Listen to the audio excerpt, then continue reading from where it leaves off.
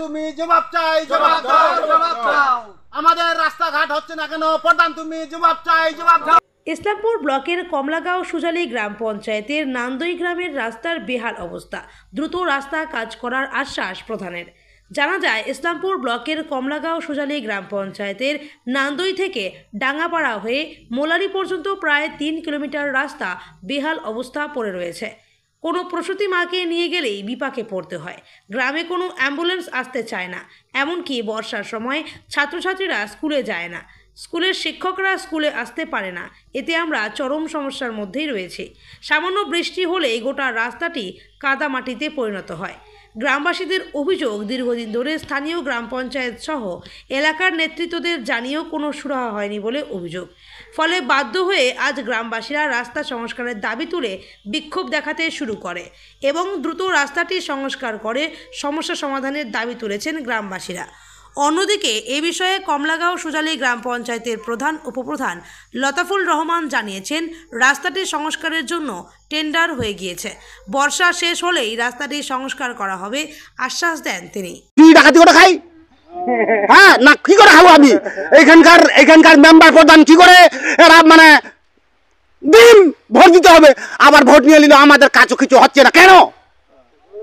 যদি না ভোট আমাদের রাস্তা ঠিক হয়, আমি বলে দিলাম ওই রাতের মধ্যে সবাই আমরা বন্দুক ধারে নিয়ে নিব, উপায় নাই, আমাদের বাল বাচ্চা মরতেছে এখানে, আমরা কি করবো? এখানে আমরা রাস্তাঘাট যদি আমাদের নাই, আমরা কি করে খাবো?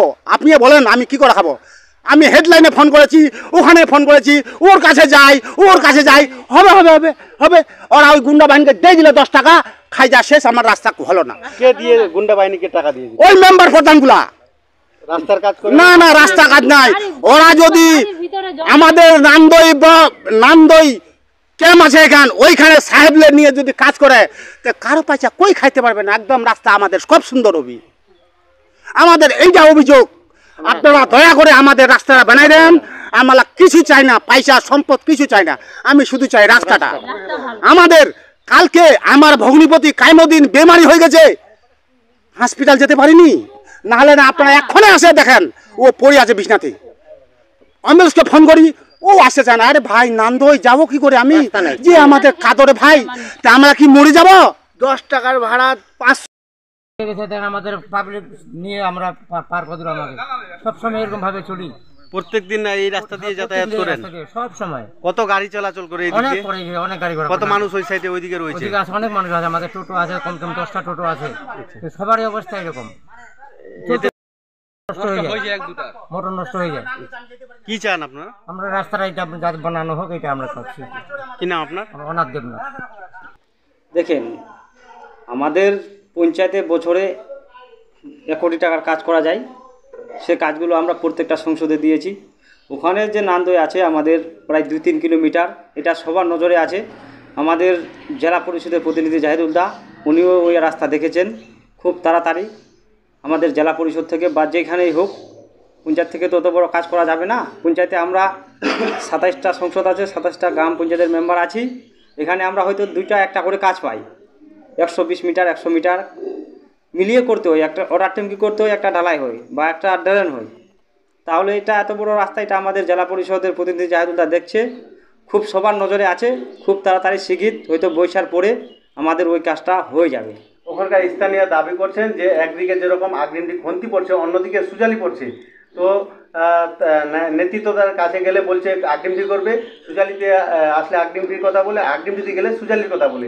এই বিষয়টা কি?